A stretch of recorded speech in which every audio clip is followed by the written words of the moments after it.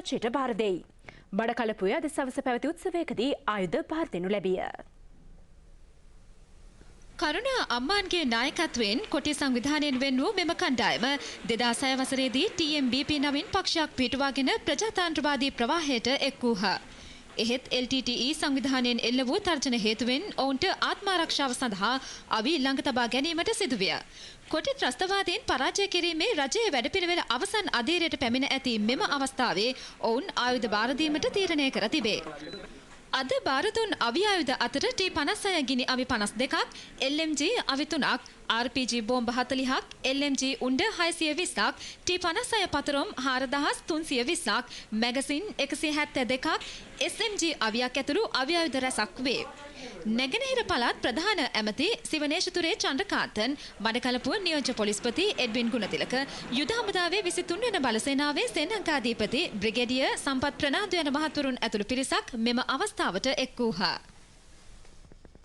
TMVP පක්ෂය සිය ආයුධ රජය වෙත බහර දීම ප්‍රජාතන්ත්‍රවාදයේ තවත් ජයග්‍රහණයක් බව දේශපාලන විචාරකයෝ පෙන්වා දෙති. මේ නැගෙනහිර පළාතේ ප්‍රජාතන්ත්‍රවාදයේ තහවුරු කිරීමට රජයගත් උත්සාහයේ මුළුමනින්ම තහවුරු වීමක් බවද ඔවුහු කියා සිටිති. ආයුධ අතහැර මෙසේ ප්‍රජාතන්ත්‍රවාදයට පැමිණ සිටින්නේ ඊළම වෙනුවෙන් 25 වසරකට අධික කාලයක් කැප වී සිටි කොටි සංවිධානයේම කොටසක්. 2006 වසරේදී ප්‍රචණ්ඩ ක්‍රියාවලින් ඉවත් වූ මෙම කණ්ඩායම TMVP නමින් දේශපාලන පක්ෂයක් පිහිටුවා ගනිමින් ප්‍රජාතන්ත්‍රවාදී ප්‍රවාහයට පිවිසියා.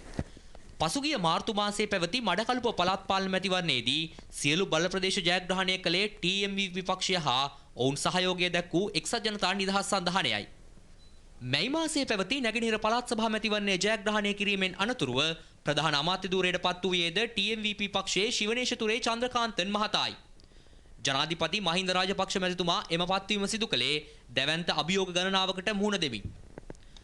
ප්‍රජාතන්ත්‍රවාදයට පිවිසි එම බලවේග අකර්මණ්‍ය කිරීමට ජනාධිපතිතුමා කිසිවෙටකත් උත්සාහ කළේ නැහැ. TMVP පක්ෂය නියෝජනය කරන නාගරික හා පළාත් සභා මන්ත්‍රීවරුන්ට සංවර්ධනය සඳහා ප්‍රතිපාදන ලබා දුන්නේත් නැගෙනහිර පළාත සංවර්ධනය කිරීමට ජනාධිපතිතුමන්ට ඇති සැබෑ වුවමනාව නිසාය. නැගෙනහිර නවෝදයට රජයේ සංවර්ධන ක්‍රියාවලියේ ප්‍රමුඛතාවය හිමි වුණේද එහි ප්‍රතිඵලයක් ලෙසයි. 1987 වසරේදීද සන්නද්ධ සංවිධාන කිහිපයක් ආයුධ බාර දීමට පියවර ගත්තා. එහෙත් අවසානයේ එම සංවිධානවලට සිදු වූයේ කොටි සංවිධානයේ ආධිපත්‍යයට නතු වීමටයි. ඔවුන් නිවැරදි ලෙස ප්‍රජාතන්ත්‍රවාදී මාර්ගයට අවතීර්ණ කරවීමට එවකට සිටි රාජ්‍ය නායකයින් උත්සාහ කළේ නැහැ.